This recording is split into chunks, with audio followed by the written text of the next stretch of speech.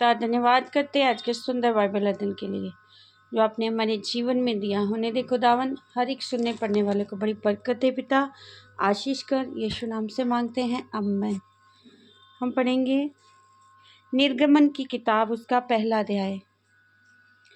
मिस्र में इसराइलियों की दुर्दशा।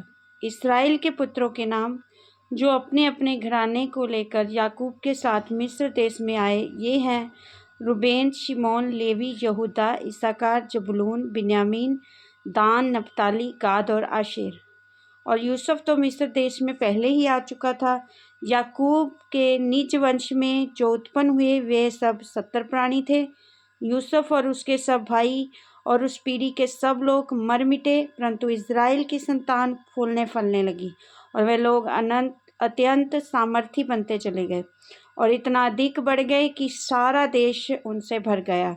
मिस्र में एक नया राजा गद्दी पर बैठा जो यूसुफ को नहीं जानता था। उसने अपनी प्रजा से कहा, देखो इस्राएली हमसे गिनती में और सामर्थ्य में अधिक बढ़ गए हैं, इसलिए आओ हम उनके साथ बुद्धिमानी से बर्ताव करें। कहीं ऐसा ना हो कि जब वे बहुत बढ़ जाएं और यदि संग्राम का समय आ पड़े तो हमारे बैरियों से मिलकर हमसे लड़े और इस देश से निकल जाएं। इसलिए उन्होंने उन पर बेगारी कराने वालों को नियुक्त किया और वे उन पर भार डाल डालकर उनको दुख दिया करें।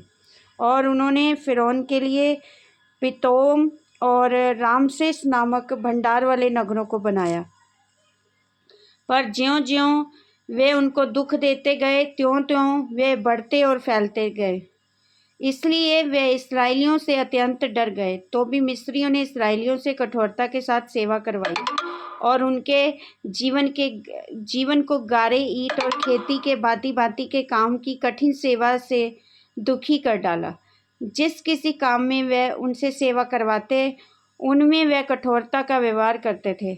शिप्रा और पुआ नामक 2 इब्री दाइयों को जो मिस्र के राजा ने आज्ञा दी, जब तुम इब्री स्त्रियों को बच्चा उत्पन्न करने के समय प्रसव के पत्थरों पर बैठी देखो, तब यदि बेटा हो तो उसे मार डालना, बेटी हो तो जीवित रहने देना।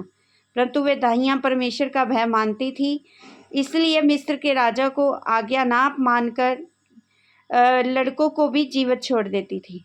तब मिस्र के राजा ने उनको बुलवाकर पूछा, तुम जो लड़कों को जीवित छोड़ देती हो तो क्या ऐसा क्यों करती हो? धाइयों ने फ़िरौन को उत्तर दिया, इब्री स्त्रियां मिस्री स्त्रियों के समान नहीं हैं। वे ऐसी फुर्तीली हैं कि धाइयों के पहुंचने से पहले ही उनको बच्चा उत्पन्न हो जाता है। इसलिए परमेश्वर ने धाइयों के साथ भलाई की और वे लोग बढ़कर बहुत सामर्थी हो गए, इसलिए कि धाइयाँ परमेश्वर का भय मानती थी। उसने उनके घर बसाए। तब फ़िरौन ने अपनी सारी सेना के लोगों को आज्ञा दी, सारी प्रजा के लोगों को आज्ञा दी, इब्रानियों के जितने बेटे उत्पन्न हो उन सबों को तुम नील नदी में डाल देना और सब बेटियों को जीवित रहने देना। आमीन। इस वचन के द्वारा प्रभु सबको ब्लेस करेंगे। सबको जय मसीह।